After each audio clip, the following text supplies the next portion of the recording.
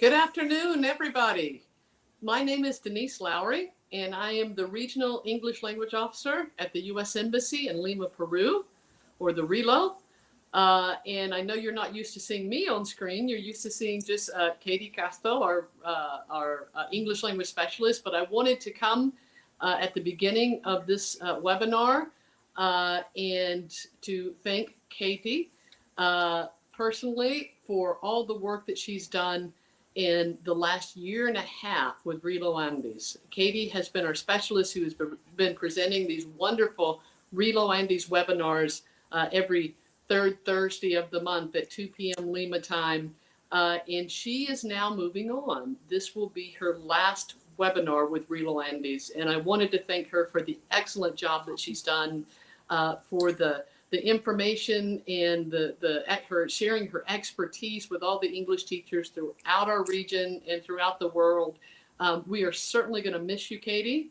I know our audience will miss you as well. And I know I speak for the rest of the RELO team, Marcela Raffo and Karina Garcia, in telling you that we certainly appreciate the last year and a half of your hard work. But for our audience, we will go on. We will continue to have webinars, sadly, without Kati with us. So we do invite you to continue to tune in every third Thursday at 2 p.m. Lima time, and then on the following Friday for the follow-up discussion. But Kati, thank you so much for all your time and hard work. And again, we will miss you. Oh, thank you, Denise. I appreciate that so much. It's been my great pleasure for the last year and a half to host the webinars and to collaborate with the team. Shout out to Marcela and Karina. We couldn't do it without them too. So thank you. I really appreciate that. I've been happy to be here. And thank you too. And with that, I will leave it to you. Thanks. Well, happy Thursday, everyone. Welcome. I see you jumping into the comments, sharing where you're joining from. Thanks so much for joining today. I'm excited to spend my last webinar with RELO Andes here, talking all about how to design supportive rubrics. So we will spend the next little bit of time digging into rubric making. Hello from Honduras. Welcome. Okay, just a quick reminder, don't forget the third Thursday of each month is when these RELO webinars happen. Though I won't be here, there will be other folks here to share information and ideas and strategies with you. So continue to tune in, set the alarm on your Facebook to pay attention to what's coming up for each monthly webinar.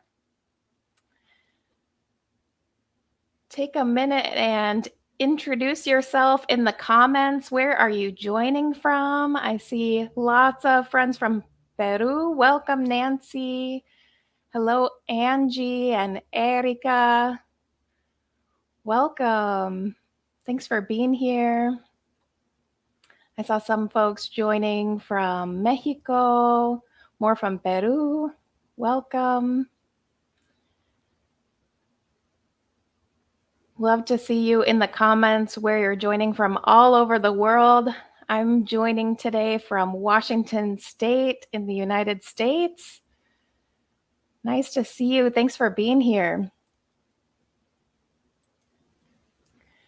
Okay, so let's talk about rubrics. I love using rubrics in my classroom to support not only my students, but also for support for myself as a teacher. So we're going to start with a little bit of what is a rubric. I'll help share some of the parts of rubrics. And then I have a few steps for how you might start to create your own rubrics to support you and your students. So a rubric is a scoring guide or a tool that's used to evaluate performance, a product, or a project in a classroom.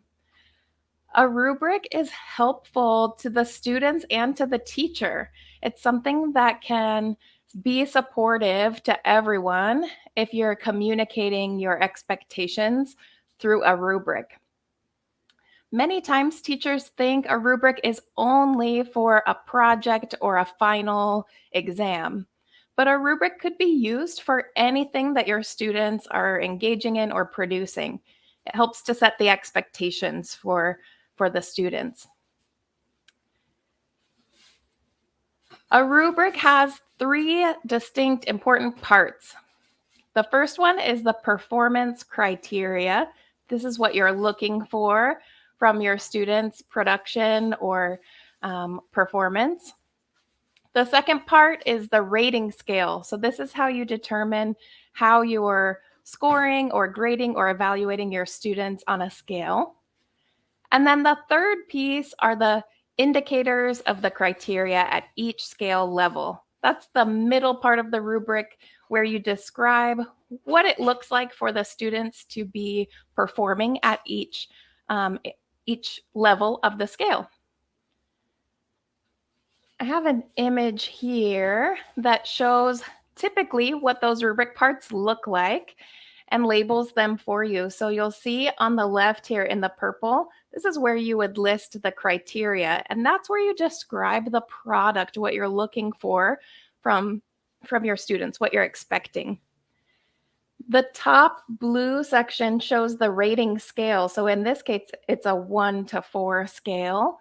The scale can be adapted to whatever you are looking for from your students. Maybe you grade on a 1 to 100 scale. Maybe you use descriptive words instead of numbers. The scale usually happens across the top.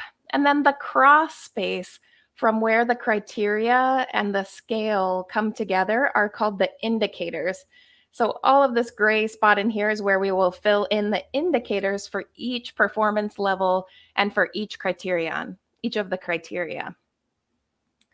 I'm going to give you an example of how we fill in these rubric parts, but this is the overview of those three parts: the criteria, the rating scale, and the indicators.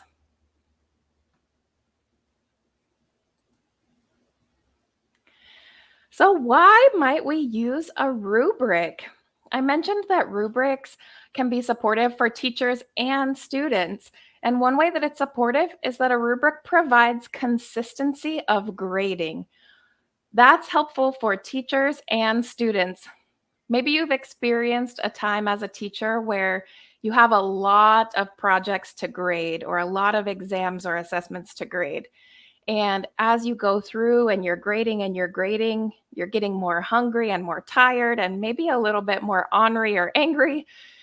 Your grades start to change. Your scale of how you're grading changes over time as you get more tired and lethargic doing all that grading. If you have a rubric, a set standard of what your grading scale looks like, that provides some consistency in grading. So you're using the same rubric scale to grade all your students, and you can be a bit more objective and consistent that way.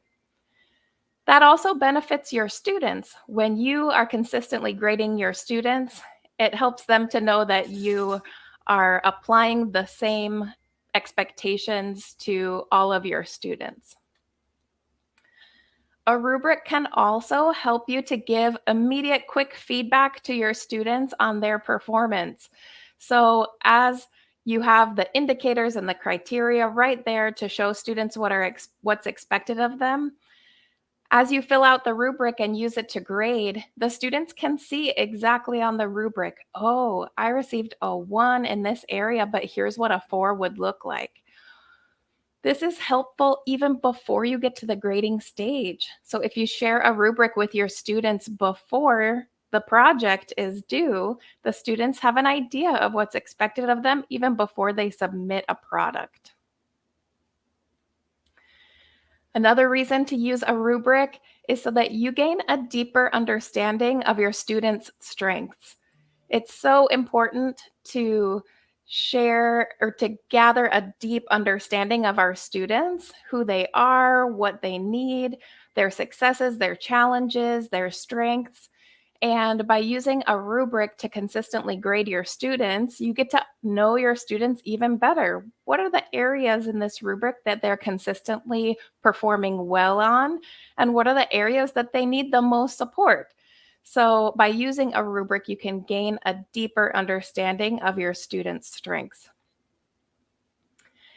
And then finally, a final reason to use a rubric, there are certainly more than the four I've listed here, but this last one to share, clear communication to students about expectations.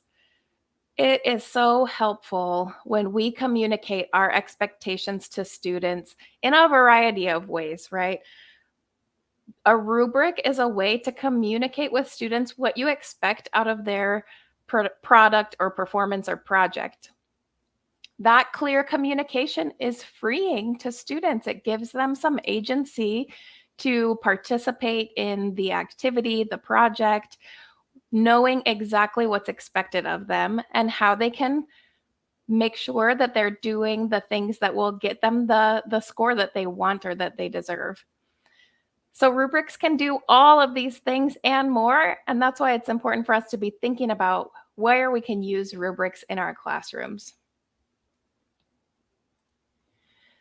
So before I share the steps for how to create a supportive rubric, I wonder, have you used a rubric before in your classroom or maybe as a student yourself? And if you've used a rubric before as a teacher, did you create the rubric yourself? Did you make the rubric or did you find a rubric or someone gave you a rubric to use? So take a few seconds to jump in the comments and tell me, have you used a rubric before and how did you do that? Did you create it yourself? I see Adnan, you said, yes, you found a ready-made. That's excellent. I'm so glad that you've used a rubric and that you found a ready-made. You're giving a hint to my very first step, so thanks for sharing that, Adnan. I see Karina, yes, you've used rubrics for oral exams and for projects, and you created it yourself. Great. Thanks for sharing. Use them on a regular basis and usually make them yourself. I'm so glad that you use them on a regular basis. That is so helpful to your students and to you, I imagine. Yeah, a rubric for a final exam. It's definitely typical, helpful to have rubrics for your final exams. Man, lots of created rubrics. You're making your own rubrics. Wow. Yes, thanks, Nancy. You adapted some rubrics sometimes. Absolutely. There are lots of resources for rubrics out there, and it's important to adapt them to what you need and what your students need. Thank you. You do both. Sometimes you get the ready-made and sometimes you create your own. That's great. Thanks for sharing. Oh, I see, Anna, in your institution, we create our own rubrics for each competency. Wow, that's a lot of rubrics that you're creating. You must be a professional rubric maker now. Thanks for sharing. Lourdes, it's kind of difficult for me to use a rubric in large classes. I usually make them myself. Yeah, I can imagine that, especially if you're doing lots of projects and producing lots of assessments, that creating a rubric for those big classes is a lot of work, but hopefully it pays off. For tasks, projects, exams, students need to identify items for being evaluated in a product. Yes, having your students collaborate in the rubric can be super supportive to them as well. Wow, I'm so glad that you all have engaged with rubrics before.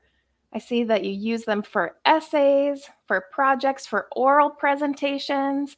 Sometimes people think that rubrics need to be for something written down, but a rubric for an oral presentation is an excellent idea. What are your expectations for that oral presentation? What does it look like, sound like? What does a successful presentation sound like? Excellent. Sometimes I give my students the chance to be part of the process to create the rubric. Wow, that is awesome. Anytime that we can have our students be the center of our class activities and to participate, especially in something that's evaluative or scoring, that's an excellent practice to be in. Thanks for sharing. I'm so glad. Wow. So you all are bringing a wealth of prior knowledge into this webinar. You might know some of the things that I'm going to share with you. And I hope that you come with some questions tomorrow to the post-webinar session so we can talk more about webinars and I can see some of the webinar or some of the rubrics, some of the rubrics that you've created yourselves. That's so exciting. Thanks everyone for sharing in the comments. So I'm going to give 4 steps for designing supportive rubrics. This is if you're starting out creating rubrics for the first time. So this is kind of level 1 of designing supportive rubrics. And the very first step that Adnan in the comments alluded to is to search for existing rubrics. In the past, I feel like in one of these webinars, I've talked about being a teacher pirate, going out there and looking for things that are already created that other teachers have created that might help serve as a jumping point or a starting off point for you in creating a rubric that fits for your students. It can be overwhelming to create something brand new from nothing. So even if you're looking for an existing rubric and you alter or differentiate that rubric to fit your students, you're saving yourself a little bit of time and some effort as well. So my first step is always, what is out there already that might support you as you're creating your rubrics? Take some time, research existing rubrics. This is especially helpful for English language teachers because there's a community worldwide of English teachers, right? We can tap into the expertise of teachers all across the globe and see what kind of rubrics they've already created and shared online. So definitely step 1, before you create a rubric from scratch, from nothing, research. Are there existing rubrics that you might use and differentiate for your students' needs? Okay, step 2.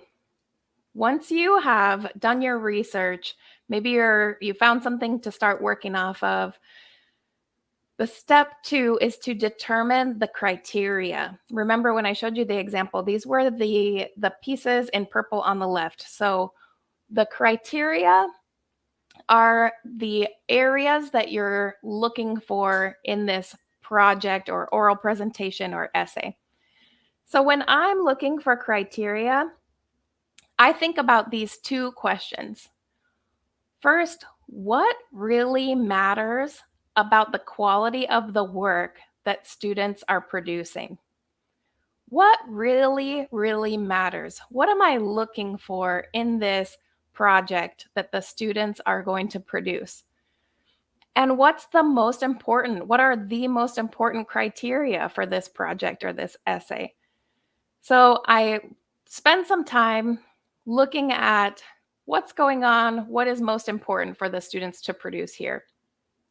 And secondly, what are the intended learning outcomes? Maybe this project is in a part of a unit of study for your students. What are the learning outcomes of that unit, and how does this rubric give students the opportunity to show their learning in this area? So think about those 2 questions when you're determining the criteria. What really matters about the quality of the work the students are producing, and what are the intended learning outcomes?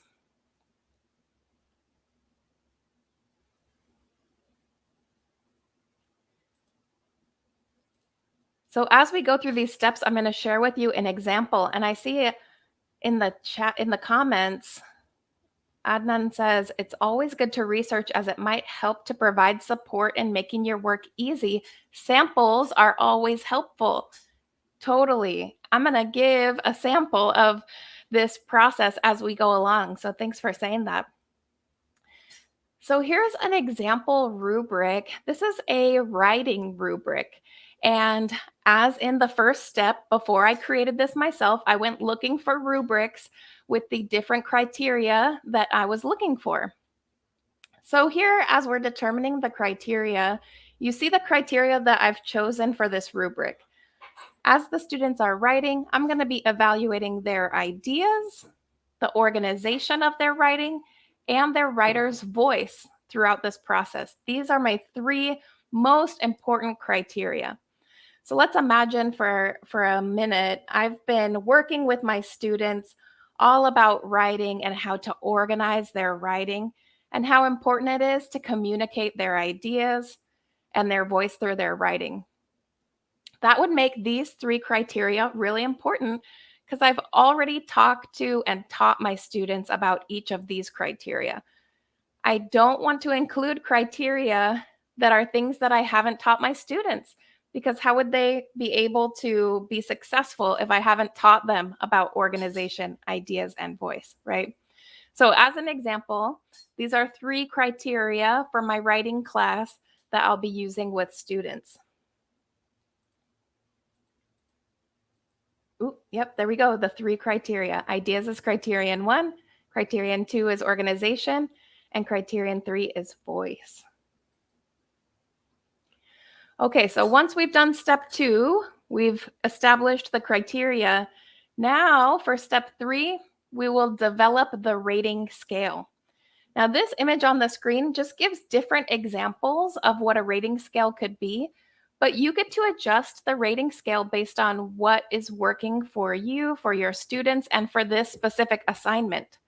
So you'll see here on the top, the very top rating scale uses points 1, 2, 3, 4.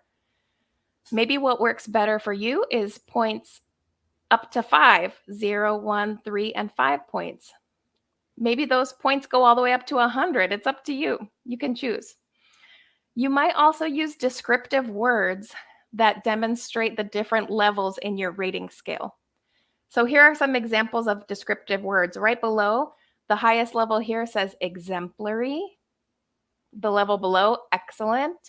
The level below, acceptable. And the level below, unacceptable. There's lots of examples here of ways that you could use descriptive words as your rating scale if that fits better for you and your students.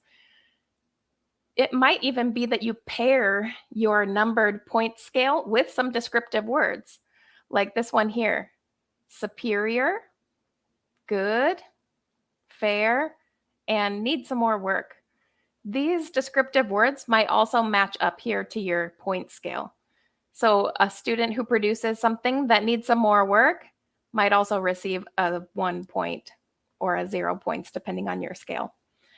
So the development of the rating scale is really flexible for what you need, what your students need. It might also be dependent on the institution that you're working for, the scale that they ask you to use. You might collaborate with other teachers and find out how they are developing rating scales in their rubrics for students, so you have something comparable or consistent across different classes. But there's quite a lot of variety here for how to use a rating scale that serves you. Let's go to our example of this writing rubric. So at the top here, I've added the rating scale, and I'm using the 5, 3, and 1 scale. For me in the writing class, this writing project will total out of 15 points. So with 3 criteria, and a student may receive a 5 in each area and a total of 15 out of 15 points. That makes sense for me. The rating scale for you could look whatever feels right for you and for your students. Okay, so the final step, step 4, is to now develop the indicators of quality. So what does each criteria look like at each scale level? This is where the majority of the work comes in for you as a teacher, because you get to develop and describe what each criteria looks like at each scale level. I'll give you an example in my writing class. Here are the indicators for organization.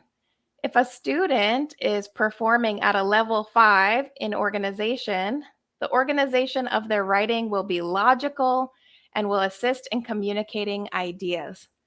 That's this indicator right here at level 5. Now, as we scale down on the rating scale for this writing class, I'll describe the indicators according to the scale. So, for example, a level 3 for organization says ideas are loosely organized. Sequencing, connections, transitions are not always apparent.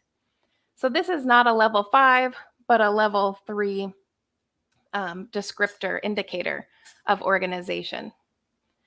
And then finally, you'll see a level 1 down here. There's no clear order to the content if the student is performing on this level 1 for this, this writing example of organization. So what I try to think of when I'm creating these indicators is, how am I communicating with the students what my expectations are? Students should be able to understand these indicators. If you're using language that they don't understand, the indicators are not helpful. So it's important to create indicators that the students understand so they can see what's expected at each level. If I'm a student working on these indicators, I make sure that I'm looking at this level 5 and aiming for, what do I need to do in order to earn a level 5 on this rubric. Okay, so let's review really quickly those first steps. Step 1, research those existing rubrics. Get a sample. Start with something that you can differentiate for your students, right? Then step 2, determine the criteria. What are the most important learning objectives that the students need to perform on during this project or presentation or production? Step 3, develop your rating scale. I noticed the descriptive language is really important, and you can have control over what that language looks like, what the scale looks like, so that it can be most supportive to your students. Step 4, develop the indicators of quality. So make sure that your indicators are descriptive. They tell the students what's expected of them for each of those levels. And then finally, your step 5, teach the rubric to your students. Share the rubric to your students before they start on the project or the oral presentation or the essay or the exam. It can be really supportive to start a project with the rubric so that students know what to plan for. They know what to expect before they get to the grading phase. So in my example, here's the full rubric with these 3 criteria. Ideas, organization, and voice are all listed here. I'll make sure that I check in with my students. I've already taught them what these 3 things mean, but I want to show them how in the rubric the expectations are here. We'll go over the rating scale, so I communicate with my students. Here's what the rating scale is and means from a scale of 1, 3, and 5. And then finally, I'll share all these indicators with students as well. What does a level 1 look like for students in each criteria? What does a level 3 and a level 5 look like? So make sure that you share this with your students. Don't just give them the rubric. Make sure that they understand the rubric. Take some time to teach the rubric to your students.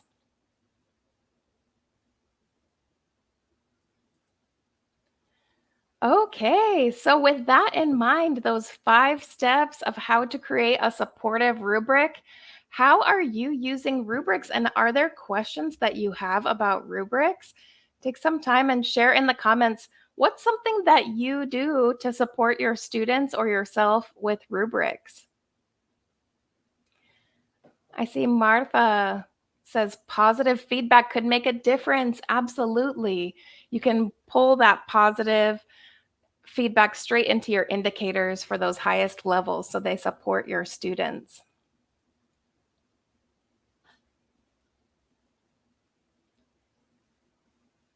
How else do you use rubrics?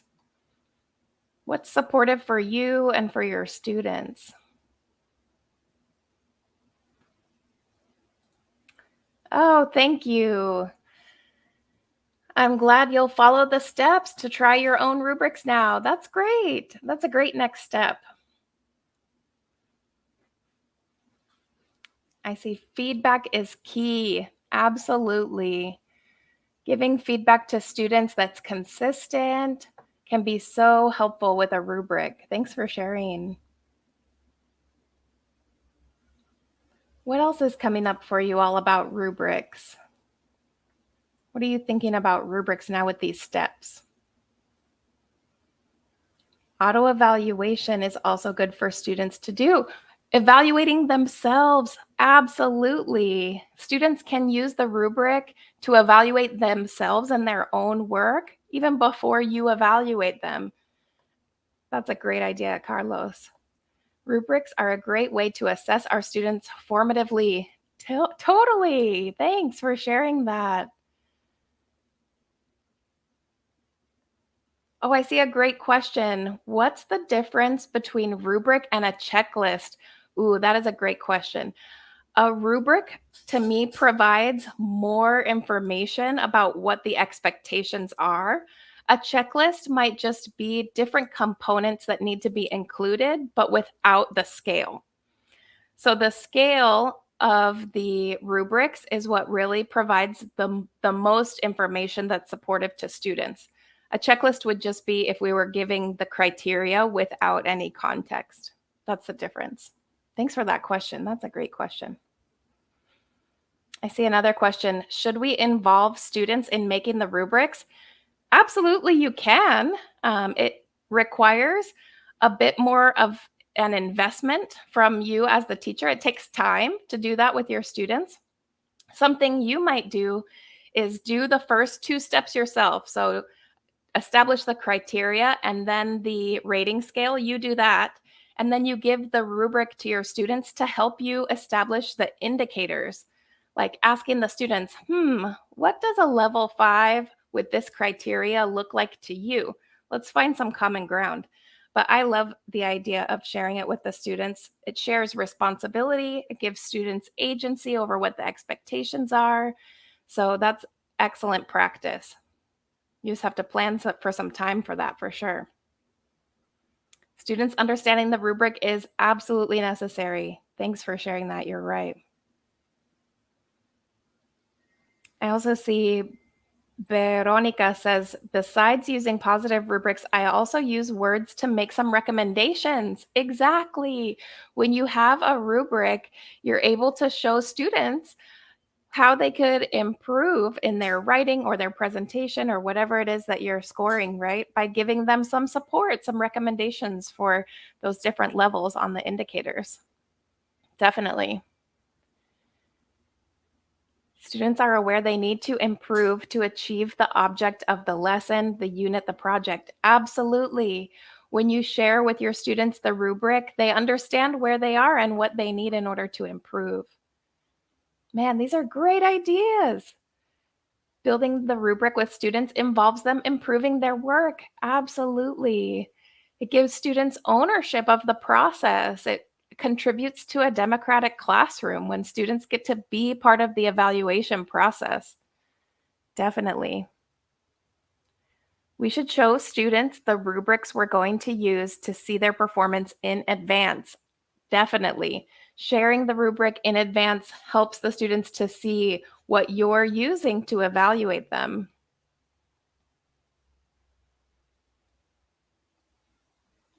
A rubric is so informative. Using rubrics makes the learning process more objective. Totally. Wow, you all are a wealth of information about rubrics. I am so grateful to all your comments in the chat, in the comments box. Thank you for contributing to the information, to the knowledge of everyone joining today and everyone that will watch afterwards.